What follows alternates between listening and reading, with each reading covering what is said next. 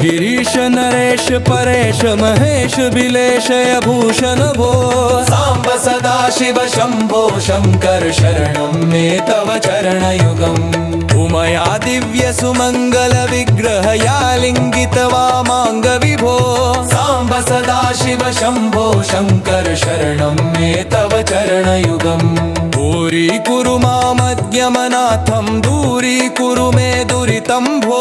सांब सदाशिव शंभो शंकर शरणं मे तव चरणयुगम् सशिवरमानसहस्र चराचर जनन स्थिति लय कारण भो सांब सदाशिव शंभो शंकर शरणं मे तव चरणयुगम् अंतःकरण विशुद्धिं भक्तिं च त्वयि सतिं प्रदेहि विभो सांब सदाशिव शंभो शंकर शरणं मे तव चरणयुगम् करुणावरुणालयमयि दास उदासस्तवोचितो नहि भो सांब सदाशिव शंभो शंकर शरणं मे तव चरणयुगम् जय कैलास निवास प्रमाथ गणाधीश भूसुरार्चित भो सांब सदाशिव शंभो शंकर शरणं मे तव चरणयुगम् झनुतक झंकिणु झनुतत्किट तक शब्दैर्नटसि महानट भो सांब सदाशिव शंभो शंकर शरणं मे तव चरणयुगम् धर्मस्थापन दक्ष त्रक्ष गुरो दक्ष यज्ञ शिक्षक भो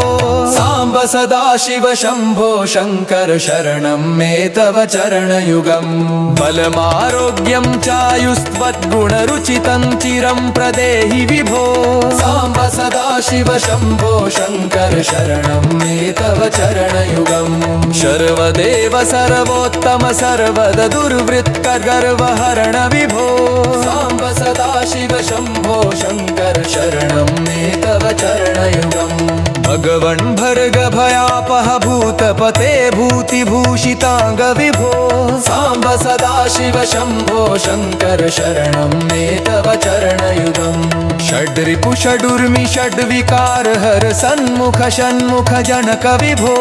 सांब सदाशिव शंभो शंकर शरणं मे तव चरणयुगम् सत्यं ज्ञानमनन्तं ब्रह्मेट्टे लक्षण लक्षित भो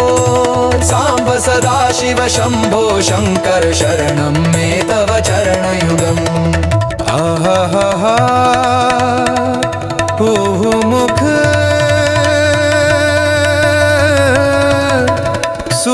सुरगायक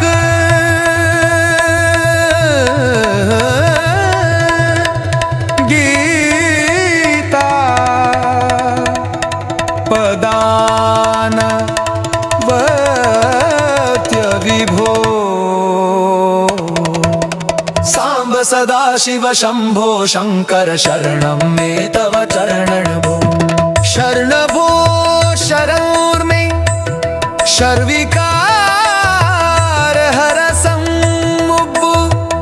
शरम काचनक विभो सांब सदाशिव शंभो शंकर शरणं मे तव चरणयुगम् सत्यं ज्ञानमनन्तं ब्रह्मेते लक्षण लक्षित भो सांब सदाशिव शंभो शंकर शरणं मे तव चरणयुगम् हा हू मुख सुरगायक गीता पदान पद्य विभो